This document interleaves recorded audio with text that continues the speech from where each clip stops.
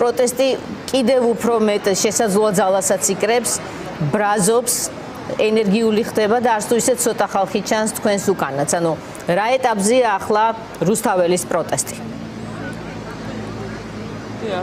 მოგესალმებით, ხალხი იკრიბება და მე როცა მოვედი, მის მერე უკვე საკმაოდ ბევრი არის და მე არ ვფიქრობ იმას, რომ ეს რეპრესიები, რომელიც საკანონმდებლო დონეზე მიიღეს და უკვე ამოქმედებულია და რაიმე ჩვენ ხელს შეგვიშლის, ვაგრძელებთ უწყოთ პროტესტს, დღეს 329 დღეა. გუშინ დღემდე პოლიცია არ შემოდიოდა პირდაპირ კონტაქტში ჩვენთან, მაგრამ მათ დაინახეს, რომ არ მოქმედებს ის კანონები, უწყოთი პროტესტი გრძელდება და უკვე გადავიდნენ ძალადობაზე, გადმოვიდნენ პირდაპირ ტროტუარებზე და დაიწყეს ხალხის გატაცება. ანუ თავიანთი უკანონო ანტიკონსტიტუციური საერთაშორისო სამართლის წინააღმდეგ შექმნილია ეს უკანონო კანონებიც კი დაარღვიეს და ადამიანებს იტაცებდნენ ტროტუარებიდან. მე ვფიქრობ, რომ ეს უწყოთი პროტესტი აუცილებლად გაგრძელდება. ჩვენ არ შეგვიშალა ხელი არც ქარმა, არც ყინვამ, არც პაპანაკება სიცხემ, არც წვიმამ და ვდგავართ აქ. მოთხოვნა რა თქმა უნდა უცვლელია და აქ ყველას ესმის ამ უწყოთი პროტესტის მნიშვნელობა. მას ამ პროტესტს რუსთაველზე გარდა ზედაპირზე ამოაქვს იმ ადამიანების განწყობებით, სურვილებით, რომლებიც 100,000-ობით არის და თქვენ ნახეთ თუნდაც 4 ოქტომბერს ქუჩაში ეს ადამიანები გამოსული და ასევე ის ადამიანები, რომლებიც ბოიკოტში იყვნენ და არ წავიდნენ ადგილობრივ არჩევნებზე. ამ პროტესტს გარედან ზედაპირზე ამოაქვს ეს პრობლემები, ეს ბრძოლა და თავისთავად მნიშვნელობა, მისი ღირებულება ყველასაა გაცნობიერებული. პროტესტის მნიშვნელობა იმდენად დიდია, რომელიც დელეგიტიმაციას უკეთებს ამ ხელისუფლებას, როგორც ქვეყნის შიგნით, ასევე დელეგიტიმაციას ქვეყნის გარეთ. ჩვენ არ შევწყობთ, რა თქმა უნდა, უწყოთ პროტესტს, ვიდგებით. რაც შეეხება თქვენ დასვით კითხვა, გადაიკეტება თუ არა გზა. გუშინწინდელი ფაქტებიც არავინ არავის არ მოუწოდებს. პროტესტი არის თვითნაბადი, თვითონ იღებენ ადამიანები გადაწყვეტილებას და თვითონ კეტავენ ქუჩას. მე თქვენ ნახეთ ასევე ირაკლი ლომოურის კადრები გუშინ სკამით როგორ იჯდა და სოლიდარობა გამოხატა სხვა ადამიანების მიმართ და მე შევესწარი დიალოგს. ხანდაზმული ადამიანი ეკითხებოდა ლომოურს, რომ რატომ რისკის ქვეშ რატო აყენებს საკუთარ თავს და მას ეწყინა და უპასუხა, რომ მე ჩემს თავზე ვიღებ პასუხისმგებლობას, მე ვარ ზრდასრული ადამიანი და მე გამოხატავ სოლიდარობას როგორც ჩემი მეგობრის ბექა ქურხულის მიმართ, ასევე უამრავი ადამიანების მიმართ.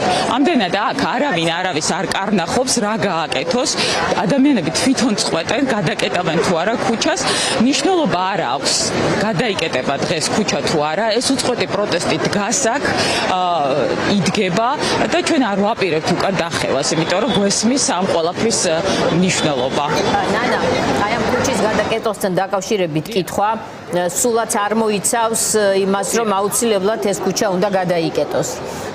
ეს არ არის პანაცეა, ხომ, ქუჩის გადაკეტვა ნამდვილად. მთავარია უწყოთი პროტესტი. მაგრამ მაინც როდესაც აი ესე რაზეც თქვენ ბრძანებთ, რომ ასეთი პერსონალური გადაწყვეტილებები ადამიანებს აქვს, რა თქმა უნდა, ეს არის რაღაცა თვალსაზრისით დიდი სიმამაცის გამომხატველი, მაგრამ პლუს ამას რეჟიმისთვის კიდევ დამატებითი შეიძლება კოზირების მიცემათ ასეც არის აღქმული, რომ ადამიანებს მერე ისინი ძალიან აქტიურ ადამიანებს ციხეში სვამენ და უკვე თავზე უკიდებენ მათ ერთწლიან შესაძლო სისხლის სამართლებრივ სასჯელს თუ კი მსგავსი რამე კიდევ ერთხელ მოხდება, ხომ? ასე რომ მიუხედავად იმისა, რომ ეს სივრცე სადაც თქვენ ხართ, ძალიან თავისუფალი სივრცეა, მართლაც შედგება ინდივიდებისგან, ეს არ არის ორგანიზებული პროტესტი, ხომ, ისეთი რომ რაღაცა თქვათ, რომ აი ხავ კეტავთ, არ კეტავთ, თქვენამდე გოტა ჭანტურიაც საუბრობდა ამ საქმეზე, რომ პასუხისმგებლობის აღება ასე სხვაზე ძალიან რთულია და ადამიანებს უჭირთ ამ დროს გადაწყვეტილებების სხვების მაგივრად მიღება, ამიტომ მოწოდებები მანდ არ არის. მაგრამ თქვენ როგორ მიგაჩნიათ, როგორც აი ამ უწყვეტი პროტესტის მონაწილეს, ახლა რა არის პრიორიტეტული, რომ აი კობახიძემ რას თქვა, რომ აი ნახეთ არ გადაიკეტა გამზირი და ესე იგი ეს კანონები მუშაობს და ჩვენ სწორ გზაზე ვართ და აი ამასთან დაპირისპირება და არა იმის ჩვენება, რომ დიახაც მაინც იკეტება რუსთაველი, თუ აი რაც თქვენ თქვით, რომ აქ ხალხი არის. ჩვენ აქ ვართ, გავართ და ვიდგებით. ბევრ რამეს ლაპარაკობს, იცით ნინო, ძალიან ბევრ რამეს საუბრობს, იმასაც საუბრობს, რომ აქ ჩვენ აგენტები ვდგავართ და აქ ჩვენ ფულით მოსყიდული ადამიანები ვდგავართ. მაშინ თან ვინ საუბრობს, როდესაც კორუმპირებული ქვეყნის პირველი პირი წლობით მართავდა ამ ქვეყანას და დღესაც უამრავი კორუმპირებული ჩინოვნიკია ამ რეჟიმში. ვინ საუბრობს საერთოდ რაზე გველაპარაკებიან? თავიანთი საზომებით, როგორც ჩანს, თავიანთი ფულით, თავიანთი საზომებით ზომავენ ყველაფერს ამ ქვეყანაში. ისინი, რა თქმა უნდა, რასაც უნდა იმას ილაპარაკებენ, ჩვენთვის მნიშვნელოვანია, მე მესმის თქვენ რასაც საუბრობ. ჩვენთვისაც მნიშვნელოვანია წინააღმდეგობაში ჩართული თითოეული ადამიანის როგორც ფიზიკური აქ ყოფნა, ასევე რა თქმა უნდა, აი ეს საფრთხეები, რაც სისხლის სამართალთან არის დაკავშირებული, როგორღაც შევინარჩუნოთ ჩვენ ეს ადამიანები აქტიურ წინააღმდეგობის პროცესში და ამის გამოხატულებაა, რომ ჩვენ პარტიები, სამხალხო საზოგადოება, პატიმრების მშობლები ჩართულები ვართ 26 ოქტომბრის აქციის მოწყობაში, ორგანიზებაში, რომელიც გაიმართება 26-ში რესპუბლიკის მოედანზე 7 საათზე.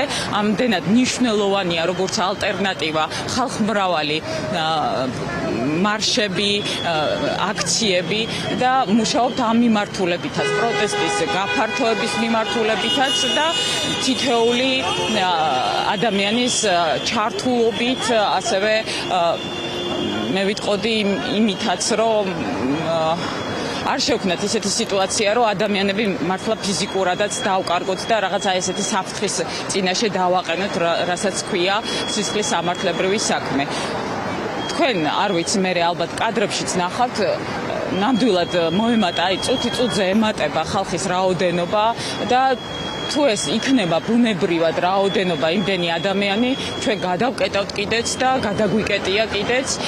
მნიშვნელოვანი არის ახლა თითოეული წინააღმდეგობაში ჩართული ადამიანის მე ვიტყოდი რახან კობახიძეს აქვს ასეთი დაკვეთა და არალეგიტიმურ ხელისუფლებას რომ იყოს ბევრი ხალხი იმისთვის რომ ესე იგი გადაიკეტოს ქუჩა, ეს მოთხოვნა ხო აჩენს მიწოდებას და მე ჭიმავს რომ დღეს იმდენი ხალხი მოვა, რომ შესაძლოა და არ არის გამორიცხული, რომ ბუნებრივად ისინი ხო ამბობენ, რომ ხელოვნურად გადაკეტვა პრობლემას, შესაძლოა ბუნებრივადაც გადაიკეტოს ეს, თუმცა ვახოსანეს ქონდა ძალიან კარგი კომენტარი ამაზე, რომ ამაზე ბუნებრივი გადაკეტვა, ბუნებრივი, იმიტომ რომ ეს არის ძალიან ბუნებრივი პროცესი საკუთარი სახელმწიფოს ინტერესების დაცვის, რუსული ინტერესების წინააღმდეგ. მინდა რომ დაგემშვიდობოთ რამე თუ გაქვთ კიდევ სათქმელი. დიახ, ნინო, აი, რა თქმა უნდა, ეს ბუნებრივი პროცესია, იმიტომ რომ საერთოდ უკანონო კანონები არის, არა, რომელიც კონსტიტუციის წინააღმდეგაა, გამოხატვის თავისუფლების წინააღმდეგ არის, ჩვენი საერთაშორისო სამართლის წინააღმდეგ არის. რა თქმა უნდა, ეს ასეა, მაგრამ ამ გადაწყვეტილებებს მაინც ინდივიდები იღებენ საკუთარ თავზე და თვითონ იღებენ აი ამ გადაწყვეტილებებს. ვერავის ვერ მოუწოდებ გადაკეტოს ქუჩა. თუ ეს მოხდება, ვერავის წინააღმდეგობასაც ვერ გაუწევ, ამდენად დავაკვირდეთ პროცესს. მე ვფიქრობ, რომ უწყვეტი პროტესტი, რომელიც ახლა აქ მიმდინარეობს, გაგრძელდება და აი თავარი არსი ეს არის, ეს უწყვეტობა. იქნებით ჩვენ აი აქ პარლამენტის მიმდებარე ტერიტორიაზე, გადავალთ ქუჩაში. თავარი არის აი ეს უწყვეტობა შევინარჩუნოთ, უწყვეტი პროტესტი, რომელიც აი ნამდვილად ძალიან ღირებულია და ყველასთვის არის მნიშვნელოვანი და გააზრებული აქ ნამდვილად ხალხს. ორი ძირითადი მოთხოვნა, პირველ რიგში პატიმრების გათავისუფლება და რა თქმა უნდა ხელახალი არჩევნები, ცვლილებები, რაც აუცილებლად ჭირდება ქვეყანას, რაც დააბრუნებს ევროატლანტიკურ რელსებზე ქვეყანას, აღადგენს სამართლიანობას და დიდი მადლობა ნანა მალაშხიას, აქტივისტ და კოალიციაცვლებისთვის წევრს, რომელიც პასუხობდა ჩვენ შეკითხვებს.